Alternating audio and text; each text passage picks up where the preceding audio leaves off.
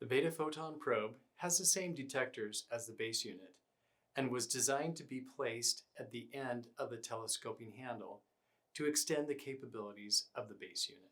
The Beta-Photon Probe is powered by the base unit and detects photon or gamma and beta radiation. It has a photon energy response of 60 keV to 3 MeV and a beta energy response of 200 keV to 3 MeV. It weighs less than a pound.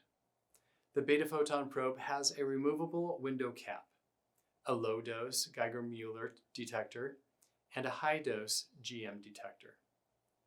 To operate the Beta-Photon Probe, power on the base unit. Remove the probe connector protective cap from the base unit. Connect the common probe cable by aligning the red dot on the base unit's probe connector to the red dot on the end of the common probe cable collar. Insert until the connector is secure. Remove the protective cap from the probe.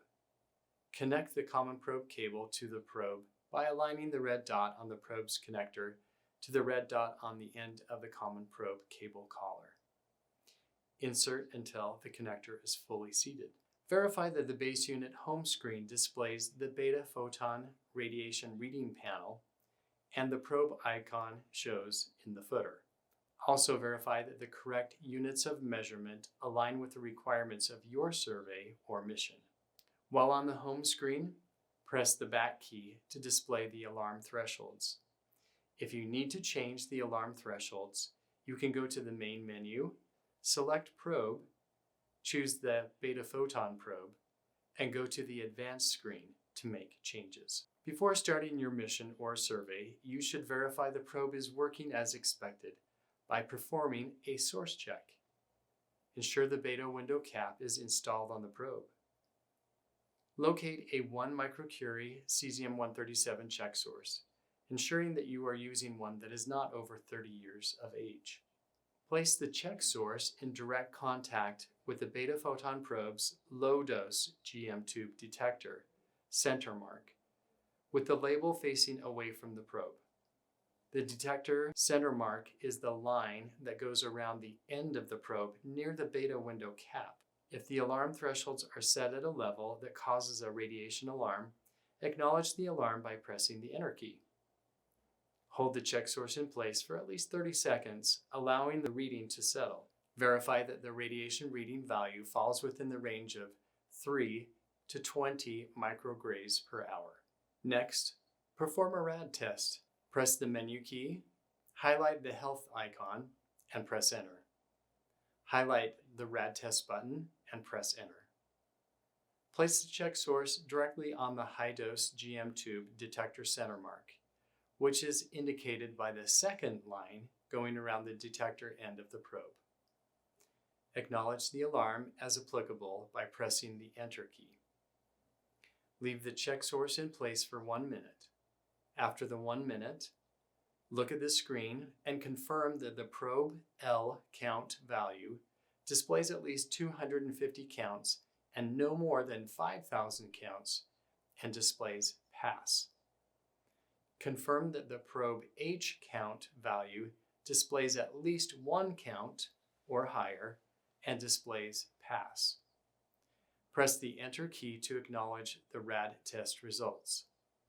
Do not use the Beta-Photon Probe if the source check was not in the range for the probe L count for the low-dose GM tube noted, or it does not show at least 1 count for the probe H count or the high-dose GM tube counts, and the word pass after completing the rad test. Return the check source to its storage location. The Beta-Photon Probe is now ready for your survey or mission. When monitoring for photon radiation, hold the probe so that the flat spot on the probe is facing the suspected source of radiation. While conducting surveys with the Beta-Photon Probe, use of the base unit carrying pouch is recommended, either worn with the shoulder strap across your body or attached using the MOLLE attachment methods to your belt or vest as desired. This is especially important if the Beta-Photon Probe is being used on the end of the telescoping handle. Hold the handle and point the probe toward the suspected radiation sources while surveying. A few things that are specific to operating probes with the RDS Space Unit include changing the location and display of probe radiation reading panels on the home screen, viewing probe health, viewing probe information, and changing the probe's units of measurement and alarm thresholds. To change the location and display of probe radiation readings on the home screen, press the menu key, highlight Settings, and press Enter. A shortcut for getting to the Advanced button quickly is to press the up arrow key. Once highlighted, press Enter. Choose what radiation readings to display in the left panel and right panel of the home screen by using the left and right arrow keys to change options for each panel. To see the health status of the Beta-Photon Probe, press the menu key, highlight Health, and press Enter. Press the down arrow key to highlight details for the Beta-Photon Probe and press Enter. This screen displays current alarms, faults, and notifications if there are any. To view information about the Beta-Photon Probe, press the menu key, highlight Info, and press Enter. Highlight the Beta-Photon icon and press Enter. On this screen, you can see the serial number of the probe, what firmware version is installed, the probe's main printed circuit board version number, calibration information, and date of calibration. There are probe-specific settings you can change for the Beta-Photon Probe. To access those settings, press the menu key, highlight Probes, press Enter, highlight the Beta-Photon icon, and press Enter. There is only one channel for the Beta-Photon Probe, so you can't change the channel. Press Enter to access the Advanced Beta-Photon Probe screen.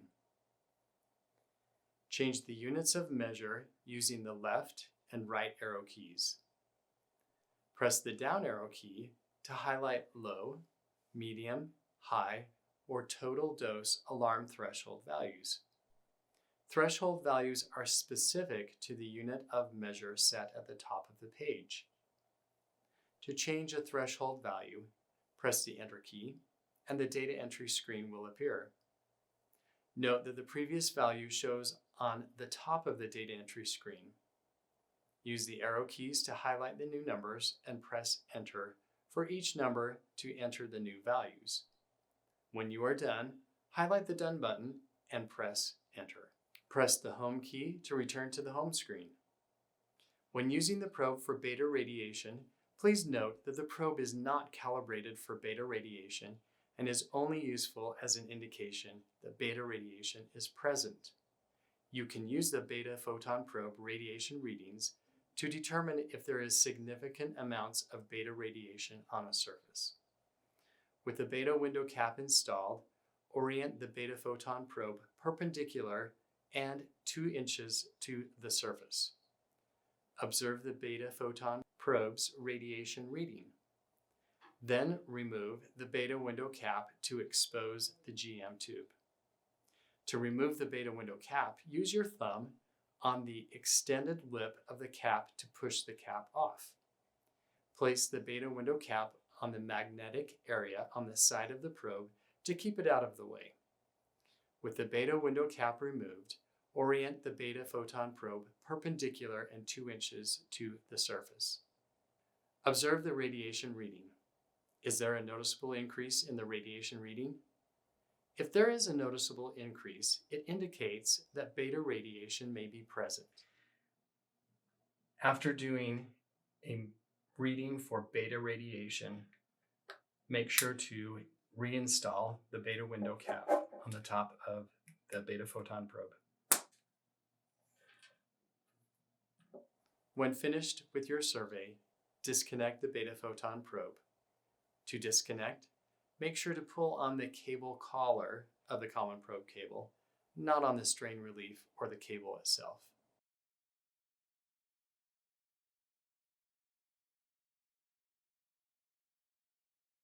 This video provides basic instructions for the use of the Beta-Photon Probe.